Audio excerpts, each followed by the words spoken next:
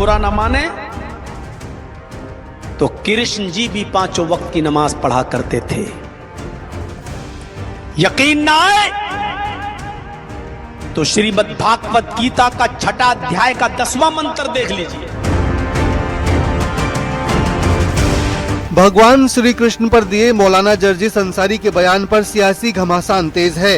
मंत्री ओपी राजभर ने इसे लेकर पूछा कि अखिलेश यादव मौलाना के इस बेतुके बयान पर एफआईआर दर्ज करवाएंगे। वो तो खुद को भगवान श्री कृष्ण के वंशज बताते हैं। देखिए, समाजवादी पार्टी के नेता अखिलेश यादव जी कहते हैं कि हम कृष्ण के वंशज हैं, और उनके लोग भी कहते हैं हम कृष्ण के वंशज यदुवंशी हैं। अगर उनके कृष्ण भगवान के ऊपर अगर कोई मौलाना कुठाराघात करता है तो अखिलेश यादव जी को या उनके लोगों को आगे आकर के उसके खिलाफ एफआईआर कराना चाहिए था।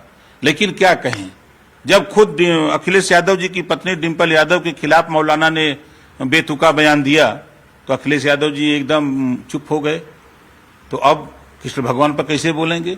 हम तो कह रहे डर रहे हो, आप लिख के दो हमको, हम एफआईआर करा दें भाई।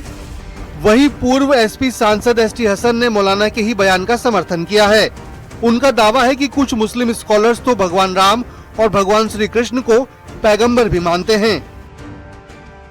मुसलमानों का स्कॉलर्स का यह भी मानना है कि श्री रामचंद्र जी और श्री कृष्ण जी हो सकता है 1,24,000 पैगंबरों में से एक हो।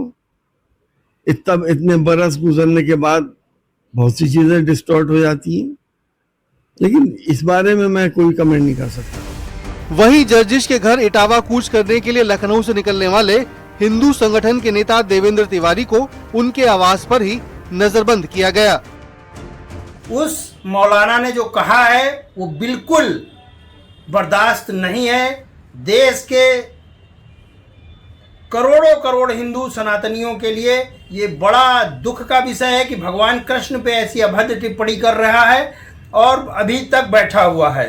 हम शासन प्रशासन और माननीय मुख्यमंत्री जी से मांग करते हैं कि उसकी अरेस्टिंग होनी चाहिए। मौलाना जर्जिस अंसारी अक्सर भड़काऊ और विवादित बयान देते रहते हैं। मौलाना जर्जिस के खिलाफ यूपी में 95 शिकायतें हैं। लखनऊ में एफआईआर भी दर्ज है। वहीं मौलाना के बयान पर लखनऊ के हजरतगंज चौराहे पर विरोध प्रदर्शन हुआ। बीजेपी कार्यकर्ताओं और बीजेपी नेताओं ने मौलाना के खिलाफ नारेबाजी करते हुए उसका पुतला फूंका। Bureau report, news 18, UP Uttarakhand. Uttar Pradesh में चुनाव से पहले आजम खान की यूनिवर्सिटी पर संग्राम छिड़ चुका है। रामपुर की जौहर यूनिवर्सिटी को लेकर अब सूबे में सियासत का नया नैरेटिव होने लगा है। एक तरफ सवाल हजारों छात्रों के भविष्य का, तो दूसरी तरफ राजनीतिक बयान, और इस सब के बीच ऐलान हो रहा है कानूनी जंग का। सभी जो स्टूडेंट्स हैं इन्होंने अपने हाथों में तख्तियां ली हुई हैं और यहाँ पर इस तख्ती को लिखकर उस पर लिखा गया है हमारे भविष्य के साथ ना खेले, हमारे शिक्षा के मंदिर को ना तोड़े। क्योंकि पिछले कुछ दिनों में लगातार जो रामपुर की जौहर यूनिवर्सिटी है वहाँ पर 40 से 38 ऐसी इमारतों को जो आरडीए है उसने यहाँ पर अवैध घोषित किया है। लेकिन अब स्टूडेंट जो यहाँ पर पढ़ते हैं वो अपना भविष्य बचाने की कवायद के लिए यहाँ पर खड़े हैं।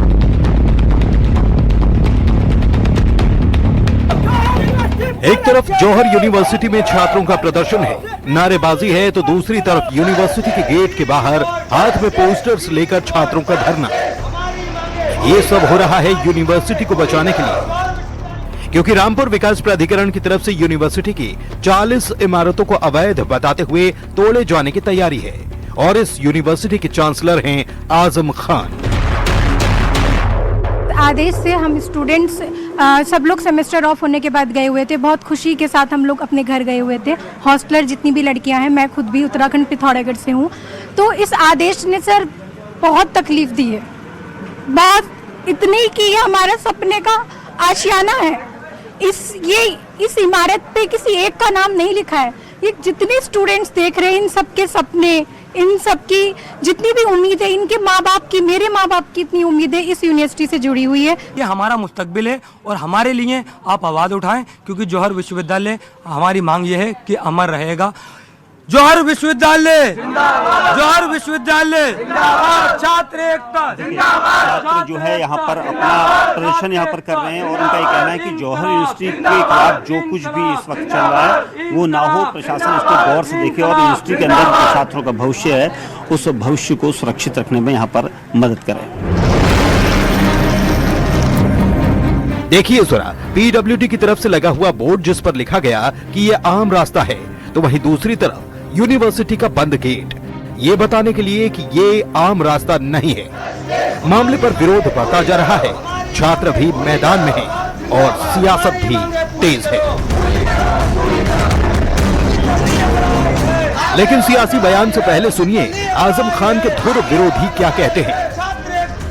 आजम खान के धुर विरोधी और आम आदमी पार्टी से जुड़े फैजल खान लाला का कहना है कि आजम जब सत्ता में थे तो उन्होंने हमारी 40 नक्शा पास दुकानें तोड़वा दी, लेकिन आज सवाल यूनिवर्सिटी का है, सवाल बच्चों के भविष्य का है जो खराब नहीं होना चाहिए। सत्ता में थे तो उन्होंने बड़े जुल्म किए थे, न सिर्फ मेरे ऊपर बल्कि रामपुर के हर कमजोर शख्स के ऊपर जी, और वो सबको मालूम है, सब लोग जानते हैं कि किस तरीके से इन्होंने लोगों को परेशान किया, बुलडोजर चलाया, हमारी खुद की 40 दुकानें तोड़ दी थी उस ज़माने में। लेकिन आज सवाल आज़म खान का नहीं है, सवाल है जौहर यूनिवर्सिटी के अस्तित्व का। जौहर यूनिवर्सिटी एक ऐसा इदारा है जिसको रामपुर सहित हिंदुस्तान के तमाम लोगों ने चंदा देकर इस यूनिवर्सिटी को खड़ा किया है, बनाया है। वहीं जौहर यूनिवर्सिटी की तरफ से पक्ष रखने वाले असीम राजा का कहना है कि आरडीए की तरफ से डीएम ने जो कहा है वो निराधार है। सबसे पहली बात तो यह है कि रामपुर डेवलपमेंट अथॉरिटी के अधिकारी की हैसियत से जिला अधिकारी जी ने जो ऑर्डर जारी किया है कि 40 में से 38 भवनों को ढा दिया जाए कि उनके नक्शे पास नहीं हैं विधिवत रूप से, ये सब निराधार और गलत बातें हैं।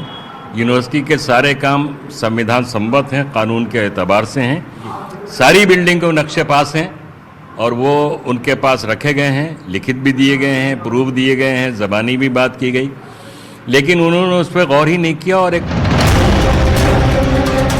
बात सियासत की करें तो मामले में सपा प्रमुख अखिलेश यादव ने ट्वीट किया, लिखा कि इस शासन आदेश के आधार पर भाजपा सरकार चाहे तो बदले की भावना छोड़कर जौहर यूनिवर्सिटी का नक्शा भी आसानी से एक दिन में पास करा सकती है। भाजपा अपने लोगों के लिए इस शासन आदेश को मानती है, लेकिन किसी और के लिए इसे इस्तेमाल न करके हर समाज के छात्रों और उनके परिवार वालों के खिलाफ नाइंसाफी कर रही है। इस जीओ के आधार पर ही भाजपा सरकार ने हजारों भवनों को नियमित करके उन्हें वैध स्वरूप प्रदान किया है।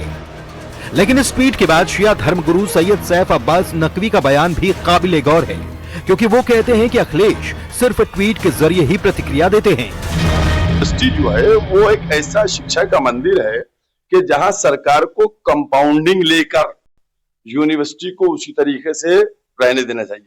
मैं सरकार से अपील भी यही करूंगा कि जौहर यूनिवर्सिटी का अगरचे आप ये समझते हैं कि एक परिवार के लोग हैं, तो उस परिवार के लोगों के बोर्ड जो है एक समुदाय के लोगों का अच्छा सा बोर्ड का गठन करके सरकार अपने अंडर में उसको।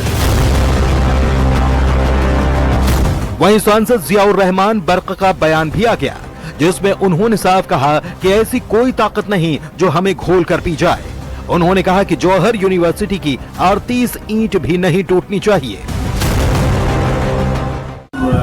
बुजुर्ग हमारे नेता आजम खान साहब ने माननीय मुलायम यादव जी, माननीय अखिलेश यादव जी के साथ मिलकर के बहुत जद्दोजहद करके यूनिवर्सिटी को खड़ा किया है, और वो यूनिवर्सिटी किसी परिवार के लिए नहीं बल्कि इस प्रदेश के देश के मुस्तकबिल के आने वाले बच्चों के लिए है।